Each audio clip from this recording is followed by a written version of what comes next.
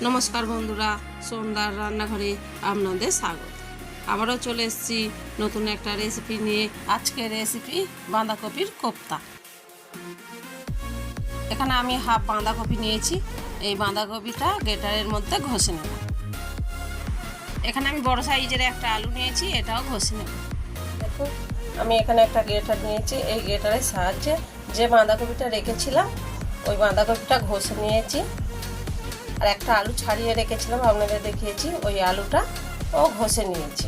এখন এই বাঁধাকপিটা আমি একটা জায়গাতে নিয়ে নিচ্ছি, যাতে মাখাতে সুবিধা হবে, সেই জন্যে আলুটাও এর মধ্যে দিয়ে দিচ্ছি বাঁধাকপির মধ্যে।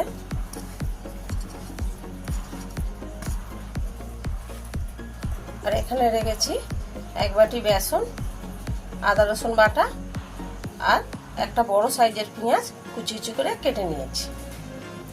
এবারে চলে যাব, এর মধ্যে কেটে রাখা পেঁয়াজগুলো দিয়ে দিচ্ছি। এক চামচ আদা রসুন বাটাও দিয়ে দিলাম। এবার দিয়ে দেব এক চামচ নুন, এক চামচ হলুদ, এক চামচ লঙ্কা গুঁড়ো, 2 চামচ সাদা তেল দিয়ে দিচ্ছি। 2 চামচ সাদা তেল দিলাম। যে বেসনটা রেখেছিলাম ওই বেসনটা অল্প অল্প করে দিয়ে দিচ্ছি।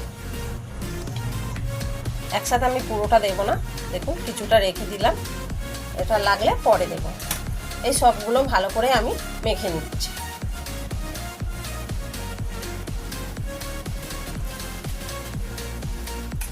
দেখুন সব বেসনগুলো লেগে যাবে, এইটাও দিয়ে দিচ্ছি। আবারও ভালো করে মেখে নিচ্ছি। দেখুন মাখানো হয়ে গেছে। একদম পাতলা করে মাখলে হবে না, দেখুন এইভাবে মাখতে হবে।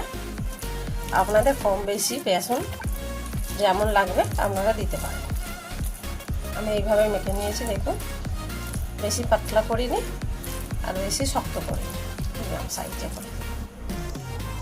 এখানে নিয়েছি 3টে পেঁয়াজ বেটে নিয়েছি। এখানে আমি আদা রসুন বাটা নিয়েছি। এখানে 4টে টমেটো বেটে নিয়েছি।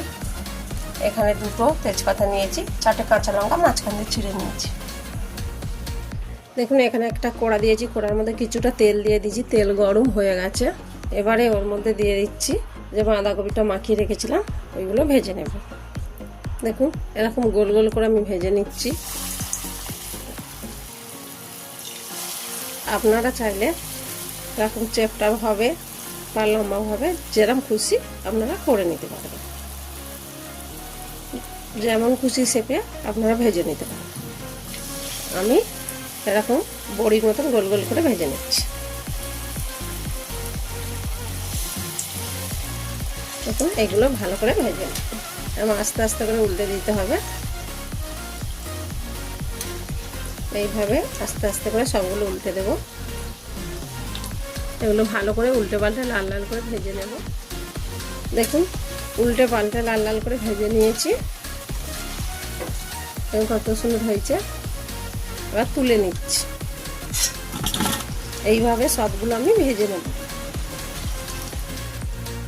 ওই তেলের মধ্যে আমি দিয়ে দিচ্ছি একটু হলুদ, যাতে আদা রসুনটা দিলে না ঠেকায়, আর দিলাম 2টো তেজপাতা। আর যে পেঁয়াজটা বেটে রেখেছিলাম ওই পেঁয়াজটা দিয়ে দিচ্ছি তেলের মধ্যে। আর দিয়ে দিচ্ছি আদা রসুন বাটা। এবার ভালো করে নাড়াচাড়া করে ভেজে নেব। দেখুন পেঁয়াজটা ভালো করে ভাজা হয়ে গেছে। এবার ওর মধ্যে দিয়ে দিচ্ছি বেটে রাখা টমেটোটা, দিয়ে আবারও ভালো করে নাড়াচাড়া করে ভেজে নেব, যাতে টমেটোর গন্ধ না থাকে। দেখুন টমেটোটা ভাজা হয়ে গেছে। এবার এর মধ্যে দিয়ে দিচ্ছি 1 চামচ নুন, 1 চামচ হলুদ, 1 চামচ লঙ্কা গুঁড়ো, 1 চামচ কাশ্মীরি লাল লঙ্কার গুঁড়ো, আর 1 চামচ জিরে আর ধনে একসাথে গুঁড়ো করা, আর স্বাদ মতন চিনি। এই সবগুলো ভালো করে নাড়াচাড়া করে ভেজে নেব। দেখুন মশলাটা ভালো করে ভাজা হয়ে গেছে। এবার দিয়ে দিচ্ছি এর মধ্যে পরিমাণ মতন জল।